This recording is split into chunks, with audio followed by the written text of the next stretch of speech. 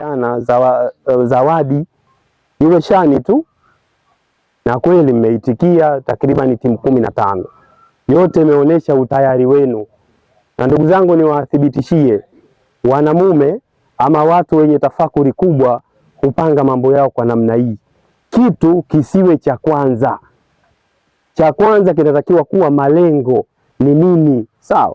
Kwa hiyo malengo yenu yalikuwa ni kuhamasishana, kuhakikisha watu tunapata NIDA na watu wanapata vitambulisho vya kuzaliwa. Sawa sawa.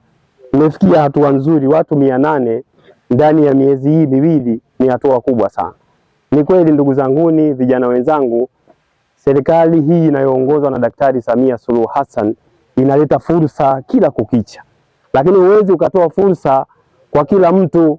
Kwa hiyo lazima serikali ijitosheleze na kujiridhisha. Sasa wapi serikali itajitosheleza na kujiridhisha? Katika swala la NIDA na uzaliwa. Mheshimiwa Diwani amesema hapa kuna 10% zile, kitaalam tunaita 442, sawa eh? Unakopa milioni 100, unarudisha milioni 100. Sawa? Tunafanya makosa, mimi huwa nawaambia wenzangu tunafanya makosa ule mkopo wa halmashauri kuuita mkopo. Sifa za mkopo kubwa ni 2. Sifa ya kwanza ya mkopo unaweka riba. Sifa ya pili ya mkopo unaweka dhamana. Lakini hizi pesa zinazokuja za Daktari Samia Suluhu Hassan, unakopa 100 unarudisha 100. Hakuna dhamana wala hakuna riba. Kwa maana sasa sisi tusiuite mkopo, wana mafia wenzangu sisi tuseme kuwawezesha wananchi kiuchumi.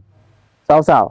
Sasa miongoni mwa criteria za kupata huo mkopo lazima kuwe kikundi. Kwa hiyo dhamana sasa ni kile kikundi. Na sasa hivi ni watu 5. Na sio lazima wale 5 wote mfanye mradi mmoja. Hata mmoja anaweza kufanya mradi wake. Sawa? Na hakuna limitation ya kukopa. Nyinyi wenyewe mpango kazi wenu ndio utawasababisha mkope kiasi gani. Hili kundi la watu hapa, ingekuwa sio tukio hili la mchezo, ungekuwa wapi? Sawa? Wale wawakilishi wa afande OCD, tunaomba mkampe pongezi, tuko pamoja na yeye. Jitihada zinaonekana, tukitengeneza hamasa kama hizi, hata utulivu utaendelea kutamalaki. Mwisho kwa kumalizia, vijana wa Mafia, watu wote tuna akili timamu.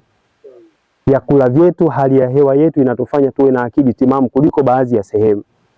Tusifanye mambo kwa mihemko, wala tusifanye mambo kwa ushawishi. Kila ambalo tunataka tulifanye, lazima tuangalie wazee wetu waliishi vipi, lakini pia turuhusu akili zetu zitafakari vizuri. Kisiwa hichi cha Mafia kina historia ya kipekee, kina heshima ya kipekee. Wazee wameitunza mpaka ilipofikia, tumebakia sisi vijana. Amani yetu ndiyo ustawi wetu. Baada ya kusema hayo, sasa niko tayari kukabidhi zawadi, lakini kwa sababu zawadi ziko nyingi, nitaomba nisigawe peke yangu. Mimi nigawe ya mshindi wa kwanza tu, ambao ni Vunja Nazi FC.